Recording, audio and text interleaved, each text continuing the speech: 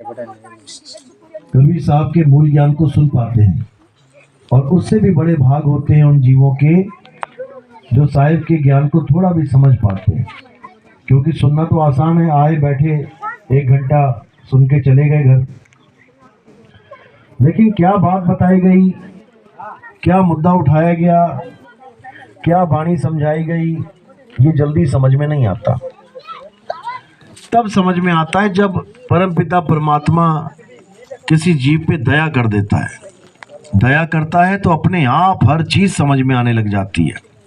फिर किसी से पूछना भी नहीं पड़ता कि जो मैं सुन रहा हूं ये सच है या झूठ। अंदर से गवाही आने लग जाती है कि यही सत्य है, जिसको मैं आज तक ढूंढ रहा था, जिसको मैं धक्के खा रहा था ढूंढ ढूंढ के, गली गली में, गांव गांव में, शहर शहर में गुरु ढूंढ रहा था, कोई मुझे ज्ञान दे दे, ज्ञान समझा दे। यही वो ज्ञान है। ये अंदर से आवाज आती है, बढ़ जाओ फिर। और जब अंदर से आवाज आ जाती है उसके बाद पक्की मोहर लग जाती है कि बस यही चाहिए और कुछ नहीं। तो आज इसी मूल ज्ञान का खुलासा करेंगे। क्या है मूल ज्ञान, क्या है पवित्र ज्ञान। हर चीज समझ में आएगी अगर विवेक के द्वारा समझोगे तो सत्संग शुरू करने से पहले परमात्मा के नाम पे जयकारा लगाएंगे, फिर सत्संग शुरू करेंगे। बोलिए परमपिता परमात्मा की जय, सतगुरु बंदी छोड़ कबीर साहिब की जय, सभी संतों की जय, सभी भक्तों की जय, आज के आनंद की जय, सकल हंस को बंदगी साहेब बंदगी। सदगुरु नितिन पति साहेब की जय।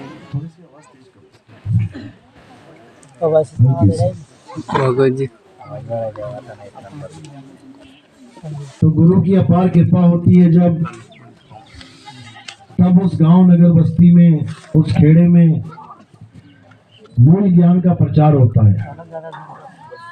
और जैसे ही मूल ज्ञान का प्रचार होता है, जितने भी सोए जीव होते हैं वो सब जागने लग जाते हैं।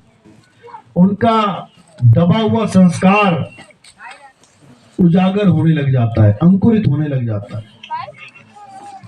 जैसे किसान बीज फेंकता है खेत में, ऋतु आती है, बारिश होती है, तो अपने आप वो अंकुरित होने लग जाता है क्योंकि पूरा मौसम बन गया। इसी प्रकार संस्कार तो सब में होते हैं, किसी में कम, किसी में ज्यादा। जैसी सत्संग की बारिश आती है अपने आप ये जीव अंकुरित होने लग जाता है और धीरे धीरे धीरे हर चीज समझ में आने लग जाती है। उसके बाद सत्य असत्य का निबेड़ा हो जाता है। क्या है सत्य, क्या है असत्य, हर चीज समझ में आने लग जाती है। फिर किसी से कुछ पूछना नहीं पड़ता। यही कबीर साहब, फोन काट देना, यही कबीर साहब बार बार समझा रहे हैं। कहते सत्य असत्य का करे निबेड़ा, नीर छीर का करे निबेड़ा, और कहे कबीर सो हंस है मेरा। मेरा हंस वो है जो सत्य और असत्य का निबेड़ा कर दे, असत्य को त्याग दे और सत्य को ग्रहण कर दे। अगर किसी ने सत्य को ग्रहण कर लिया तो वो क्या हो जाता है, क्या बन जाएगा वो? सत्संगी। सत्संग सुनते हो ना, सत्संग। आजकल क्या चल रहा है, कोई राम जी की कथा सुनाने आया वो भी बड़ा बड़ा लिख देता है भव्य सत्संग। कोई कृष्ण जी की कहानी सुनाने आया वो भी लिख देता है भव्य सत्संग। सारे सत्संग ही कर रहे हैं। ये सत्संग नहीं होता भाई। वो लोग क्या करने आए हैं, क्या सुनाने आए हैं? कथाएं। कथा अलग होती है, सत्य अलग होता है। सत्संग वो होता है जहां पर तुम्हें सत्य की बात समझा दी जाए कि सत्य है क्या। और कथाएं वो होता है जो पुरानी पुरानी कथाएं, लीलाएं तुम्हें कोई सुना दे। रावण को किसने मारा था? राम ने। ये बात हमें कब से पता है? ये बात हमारे खानदान को, हमारे दादा परदादा को हमें कब से पता है? जब से ये कहानी चल रही है। जो हमें पता है वही बताने के लिए महाराज जी स्टेज पे बैठ गए। जो चीज हमें पता है वही बताने के लिए महाराज जी स्टेज पे बैठे हुए हैं, और जो हमें पता वही हमें सुना रहे हैं।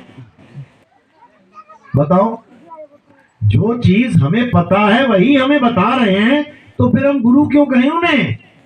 गुरु वो होता है जो तुम्हें ज्ञान देता है, और वो ज्ञान तुम्हारे पास होता नहीं है पहले से, नहीं तो गुरु की क्या जरूरत है? तुम ही गुरु बन गए फिर तो। इसी प्रकार जितने भी ये कथावाचक हैं, ये सब उन्हीं कहानियों को तरह तरह से हंसा के रुला के तुम्हें सुना रहे हैं, तुम्हारा जन्म बर्बाद कर रहे हैं। तुम्हें पता लग गया, बढ़िया अच्छा गा बजा के सुना दिया, हारमोनियम भी बजाते हैं साथ में, गा के सुना दिया कि रावण को राम ने मारा, बताओ तुम्हारा क्या कल्याण होगा उसमें? भाई एक है बिना गाए सुना गया, कोई एक गा के सुना रहा है, दोनों में फर्क क्या है? तुम्हारा कल्याण कैसे होगा? तुम्हारा कल्याण